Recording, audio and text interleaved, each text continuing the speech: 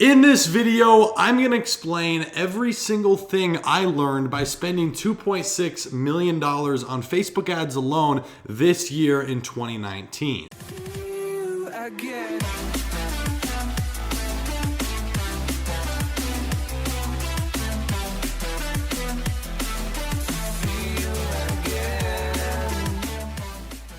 What's going on, everyone? Hayden here, coming back at you with a brand new video. And in this one, we're going to be talking about my Facebook ad spend throughout this year of 2019 up to this point, which I'm filming this about 7 or 8 days before when it's probably being posted, just because I'm going to be traveling for the holidays with my family. So this is going to be a really fun one because I have a few things outlined here on my laptop that I want to share with you that I learned, things I didn't expect to run into, problems that are new based on new Facebook changes, their algorithm changes, their terms of service changes, all these different changes that they've made, how they're going to affect both myself as well as you if you're a Facebook advertiser in 2020, okay? So first of all, I'm super curious. Let me know in the comment section down below if you have already run an ad on Facebook yet or not. Let me know if you're experienced, kind of intermediate, or just getting started and kind of getting that ball rolling. I would love to get a sense of where my audience is on the end of Facebook ads so that I can make a lot more content explaining how I'm scaling and what I'm doing into 2020, okay? Make sure to drop a like while you're down there. So, to give you guys kind of a recap, I'm just going to kind of talk through this for 10-15 minutes, and we'll kind of go through the points as well. This year was an absolute whirlwind, okay? I want to kind of bring this back to 2018 a little bit too, just to talk about things that changed from there. So in 2018, in February, I moved out to California. Shortly thereafter, I went and traveled for 4 months overseas. It was in 2018 when I ran into the single biggest issue ever on Facebook that I've run into. I'm sure there's been bigger problems, but that I've run into that was the most annoying. And this happened day one when I went overseas. I was in Bali at my villa in Indonesia. I had been there for 5 minutes. I go to log into Facebook because I hadn't checked it in like 24 hours because I was trying to get there. It's a long flight. And everything had got shut down. So this tends to happen to a lot of people. I've heard a lot of freak stories about it, but it also doesn't happen to everyone. When you go overseas like that, for some reason, Facebook doesn't really know that an airplane exists. They're like, oh, he must be getting hacked. I got shut down. Okay. And it was really scary for me because I think I just turned 18, like a week prior, right? I'd moved out a few months before that when I was 17. You know, I'm still new to everything. I'm making money and I want to go travel for a few months while making money. And when your only way of making money gets shut down, well, it kind of causes a little bit of a panic. So the next 3 months while I was traveling, the last month or so was okay, but it was a really big headache. I didn't do much except sit inside trying to figure out that issue, okay? So in 2019, this year, I did it again. I went and traveled, but I did it a little bit differently. This is a quick tip to all my friends who travel or want to travel. I do recommend you have a server, okay? Amazon has an AWS server, or there's what's called a Google Cloud server. That's what I used. I don't recommend using a VPN because they fluctuate. And if it disconnects for 5 seconds and Facebook figures out where you actually are, you can run into a lot of issues. Again, not everyone runs into this problem. I don't do it when I like travel states or maybe go to Canada or Mexico, but like if I'm going across the world, I do use it just for my own protection. It's not worth the risk, okay?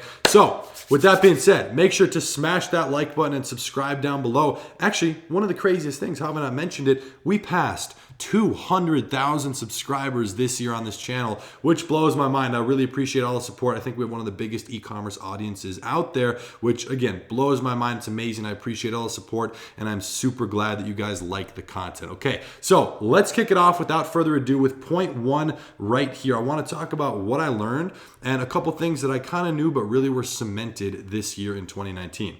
The first thing, this will kind of hit at your logic point and really start to piss you off, to be honest. Whatever you think is going to work won't always work, even if it's backed by data. So you might already know this a little bit, but when you're doing breakdowns, whether it's at a very basic level on Facebook, and I'll explain what that is, or whether it's super in depth, it won't always work just because it looks like it should work and it has every reason to work. Again, it doesn't always mean it will, okay? So for an example, if I'm running an ad for an iPhone case, okay, this is my buddy George with Lux Mobile, but if I am running a case, a phone case for an example, and I'm targeting both genders, all ages, and I get 10 purchases, and I see that 9 out of those 10 are from people 25 to 34 who are men. Well, in reality, it makes so much freaking sense to go duplicate that ad and narrow it down to that category, okay? And just because you do it, it won't always work. That's just Facebook for you. That's when you're doing a duplicate, kind of scaling out horizontally and breaking something down. It doesn't mean it's going to work. So just to give you a tip, I'm not only going to bring up problems here, I'm going to kind of bring around my solution too. I recommend duplicating it multiple times. Okay, so here's one thing that I like to do. If I have something that's working, it's maybe a profitable ad set or at least break even, and I can break it down and it should work better, what I'll do, I'll launch 2 to 3 of the same thing. So for that example, for the phone case, 25 to 34 male, I would have 2 or 3 of those, and I would do another one where I change it from 25 to 34 male, but I also increase the budget a little bit. So I want to see which one of those original ad sets that weren't changed, just duplicated, perform better, right? You're just narrowing it down, not changing anything else. Which one performs the best? Because if you haven't already noticed or tested this with Facebook, if you launch 5 of the same things, they're not all going to perform the same. So you can kind of isolate and find that one winner, and maybe some of the others don't work, but then you just turn them off after a few days. And I like to do the budget bump is kind of what I call it, because when you have a budget that is different from the original budget, Facebook treats it completely different because now it's in a different stage in their algorithm on how it spends the money, because it's spending it at a different speed because it's either more or less, okay? So you can lower the budget. I always recommend raising it though if you're just duplicating something that is kind of already working, okay? So that is one thing. Just because it should work doesn't mean it will. And this goes to way more than just breakdowns. This could go into products. I've had friends who have sold products, and I've tried to sell certain things that are similar or the same thing or something I know someone is selling successfully, and it just doesn't work for me. It differs from ad account to ad account. Every pixel is going to react differently, and at the end of the day, there's so many different variables. So again, just because something's working for me or maybe it's working for you doesn't mean it's going to work if we swap and each try to do each other's thing, okay? So just keep that in mind when you're running your ads. Don't get frustrated by it. Just keep going. Now, the second point here is where I had the absolute biggest progression this year, which I'm super excited about. I stopped doing it from a certain standpoint. I'm going to explain that in a second. But for the first 7 months of this year or so, this basically changed how I do Facebook ads, or at least how I think about it, okay? And that is looking at it from a bigger perspective. Now, what does that even mean, and how can you do it? So if you're running one ad account, you have one store, maybe you have a client and you're just running ads for them, you are so limited in what you can see. So I knew that. I knew I was running multiple stores and whatever, and I could kind of see this big of a scope, maybe like 4 or 5 things inside of there and everything inside of it. But I wanted to go wide. I was already going very deep with what I was learning, with what I was running and everything like that. I wanted to see a big spectrum. So what I did, and I'd always got this question for years since I started posting stuff online, hey, can you work with me? Can you help me? Can we do something one-on-one? The answer for 14 months or so was every single time, no, because it doesn't really make sense for me to spend my time doing that when I can make way more just working on this stuff for myself. So what I did in January, I started saying, all right, I'm going to work with 2 people a month for at least half the year. I did it for 7 months. I stopped. Please don't ask. I don't work with people one-on-one. That is not something, at least right now, that I plan on ever doing again. But here's what I did. I worked with 20 people this year. Give or take 20 people. Some months was 1, some was 3. If I was traveling or not, I tried to keep it a little bit on the low side if I was traveling. But what I would do, I would have someone come work with me one-on-one. It would be digital, and I would get to look at their ads. I would get to help them scale or start. So I saw probably 15 different niches or so across 20 different ad accounts, all these different types of products. I saw things that worked, things that didn't. I helped people scale. I helped people restructure their margin and be able to get their CPP down under control. I learned a lot by helping other people, okay? And I made a little bit of money by doing it because I would charge people for my time, but it wasn't worth the time invested overall. But I did it for 2 reasons, okay? And I really knocked it out of the park with them. I'm super happy with the results. But out of those 20 people, and I didn't know I was going to do 20 right away, my first goal was to find people that would eventually become new business partners. Out of those 20, I successfully found 3 people that I now run multiple things with who help me, and one of them actually works for me, okay? So those 3 people, excellent people. I hope to be working with them well into the future. So succeeded on that first point. And the second point was to be able to get that widespread view of exactly what's going on. I did that, or at least I feel like I did that. There's always way more to learn, okay? So for me, it was a really fun experiment. I got to help a lot of people. Again, some stuff works, some stuff doesn't. It all comes down to the ad account, and if their stuff wasn't working, I would explain why and explain what they should do to test, because the same thing happens to me. Not every product I do, again, even if it's working for someone else, is gonna work for me. That is just part of the game, okay? So that's one of the biggest things that I've learned, and by working with other people, it's been huge. So let me try and give you a little solution on how you can do this. Is if you already have your ads running, maybe you have a store that's doing well, you've got to at some point have connected with someone who's doing it as well. Maybe you met someone online who also does e-commerce. Maybe you have an Instagram and you met a few people through there, or like went to a networking event, or maybe you have clients or whatever. One thing I recommend you do, I don't care how you do it, try and get that perspective, okay? And one great way I do that, because I just like to help people naturally, but you can't really give everyone your time. What I do is I'll offer my friends my help. And certain friends of mine make way more money than I do and others don't. So both sides of it love to get help. It's always great to get another perspective. I love people looking at my stuff as well. So one thing I'll do is I'll say, hey, I'd love to look at your ads, help you. If you're having a problem, I can see if you scale. And usually it's like when they come ask me a question, I'll say, let me look at it. And I'll get to see something from, again, a bigger picture, a different scope in something completely different. So that is one thing you could much more easily do, to say the least, than trying to like get students if you don't have a brand or this and that. So it's been a really fun thing to work with people. Again, it's over, it's finished. It was a lot of time. It was kind of annoying, and I don't like having a specific schedule on when I have to do things. So I don't plan on doing it again. But again, can't complain. Great. I learned a lot this year for me, by the way. This is one of the things on my goal list. I had 5 goals from last year for this coming year in 2019.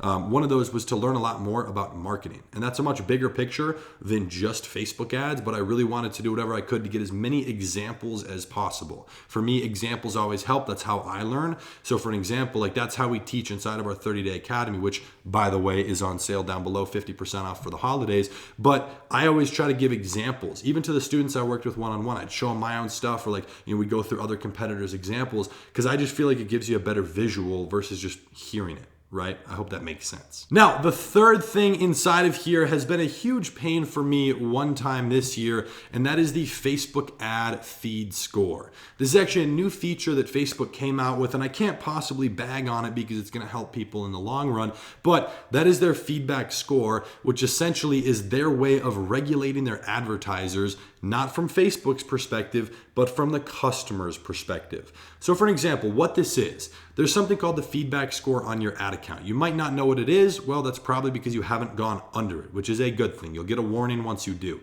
It is 2. So 2.0 is the feedback score cutoff. When you drop below to maybe a 1.9, a 1.8, a 1.0, I mean, you could go all the way down to 0.1. I've never seen that, but good gravy. I'm sure someone has hit it. So what happens is, Facebook sends these little pop-ups to people who have engaged with your ad or people who have bought your product and been tracked on your Facebook pixel. And they send these things out to the customers. It can be a week after or a month. It really depends after they purchase. And they're asking, how was their experience? How is the shipping speed? Did they get their product? Was the quality good? Was our customer support helpful? They really go in depth. And surprisingly, a lot of people do fill these out. So you get a lot of feedback. When you're scaling a store and you have hundreds of new customers a day or thousands, people are going to be filling that out. So if you don't take care of your customers, you will drop below that feedback score of 2.0. So let me give you an example here. This happened to me one time throughout the year. We had a huge issue with our shipping. Okay, it was actually on the manufacturer side of it. All of our orders for about a 2-week time frame were delayed by 12 days. So take the 5 to 10 day regular shipping period, which we advertise. We say 5 to 10 day shipping. That's where the problem came in. 5 to 10 days plus the 12. So a lot of customers were upset. We got hundreds and hundreds and hundreds of people, I would assume, rating that feedback score pretty poorly. And it was a newer store, so we didn't have a whole crap ton, maybe only like 1,000 other orders or so of people who could have possibly rated us positively. So what happened is it dropped our score from whatever it was before down to a 1.6. And I'll tell you something. When your Facebook feedback score drops, your ad account can be done in a matter of 3 minutes once it drops. You can immediately notice the results start to decline. I always use the example of Facebook kind of gets to carve your ads around the customers like a snake. So it can either hit the ones and eat them who are going to buy or hit the ones who are not. And once you drop below that feedback score of 2.0, it's going to start weaving around the people who would normally purchase. So it really does become a headache. One thing I do have to say for Facebook, they haven't perfected this. It takes time and I totally understand that, but they need a better way to regulate what the possible possible issue is from the business owner's side of things. I think they side way too much with the customer. And even though we sent out an email blast to all of our customers and we had a very low refund request rate or chargeback rate, we offered people a huge discount on another product where we'd basically break even, and people liked it. You know, the odd person or so asked for a refund, and that's fine. But they didn't, Facebook didn't reach out to us. They only kind of heard it from the customers after we had reached out to them.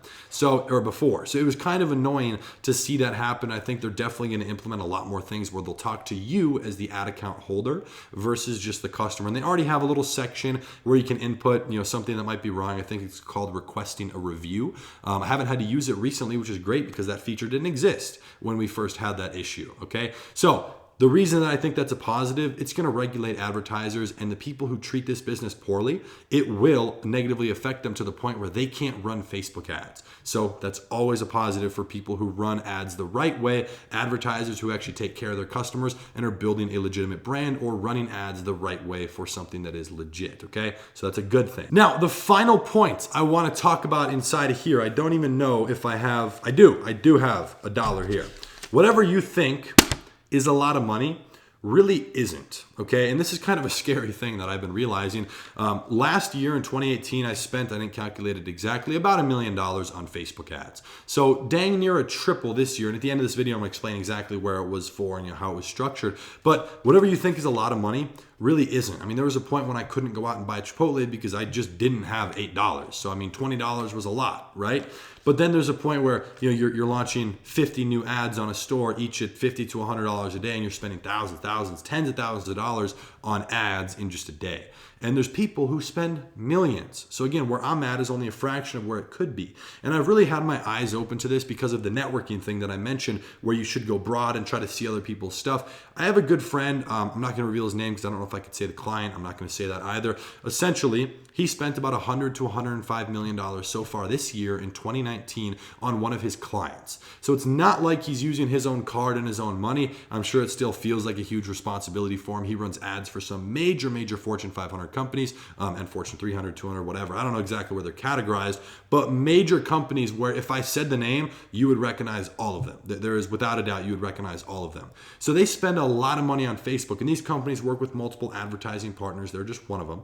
But by spending that amount of money, I mean, it really opened my eyes to holy crap. Like, what would that even feel like? Instead of managing, $10,000 to $20,000 a day in ad spend, which I'm doing about 25 a day right now. I mean, imagine adding a zero or two zeros onto that, spending like $2 million a day, which they do during the holidays. They have like crazy, it scales up and down, but imagine spending that amount of money. And it would almost be scarier if it was someone else's money, because now that's your responsibility, which is a huge, huge thing to, take on. So whatever you think is a lot isn't. And I wanted to bring this up because you always got to be thinking bigger. Even where I'm at, I'm always thinking bigger, trying to do better and learn more, which is actually why I'm creating this video. I'll look back on this in a year, and also talking through this helps me learn it even better and kind of drill it in. So thank you for listening.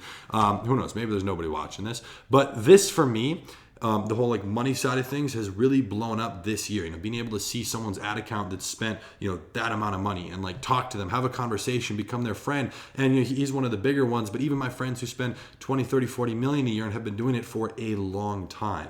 It's really crazy to see that and just engage in a conversation with someone. It's really inspiring. So kind of seeing how they think, how their brain works, and how they manage their ad spend is definitely something that I think I can learn from. Okay. So to break this down, as promised, with how the money is structured, really simple. About $20,000 of that ad spend was spent on my own personal brand. The rest was on e-commerce. I haven't run an ad for my personal brand in maybe 4 or 5 months. I don't plan on it. I have no desire to. So basically a very, very minimal amount was there. Everything else was on e-commerce. Now, I do want to make a slight disclaimer. This money specifically, this was not extra. Okay, this was not extra stuff that I did where maybe I didn't touch the ads. This 2.6 million, give or take 100,000, because we're not entirely finished with the end of the year.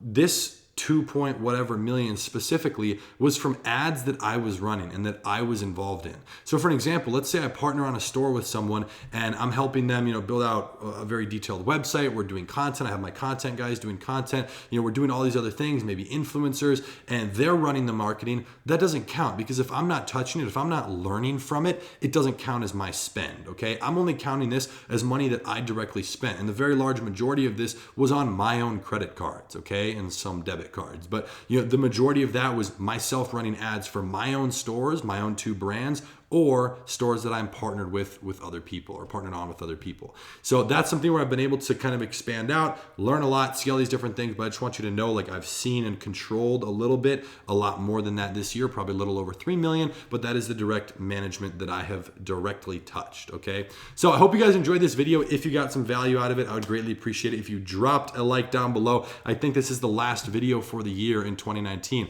Let's end the decade off right, you guys. Smash the like button. I would greatly appreciate it. Make sure to hit the subscribe button down below. It's crazy. We're past 200,000. Maybe we'll hit 300 this next year. Who really knows? But make sure if you guys are trying to learn e-commerce, learn Facebook ads. The Facebook ad side of things is the main focus inside of our 30-day e-commerce academy, which is linked down below. That's the only training program I offer besides here on YouTube. It's the only place that you can actually learn from me with what I do with e-commerce. There is nothing else that I offer. So if you want that, it's half off right now until January 1st or 2nd. We'll see. But go ahead, enroll down there. Check it out. It's a short video. Watch it, read about it, see if it's the right fit for you. If it is, we'd love to have you inside of the community. So with that being said, again, hope you guys enjoyed the video. And yeah, I guess I'll be seeing you in the next decade. I guess that's the joke that everyone's saying, but I'll see you in the next video. Peace.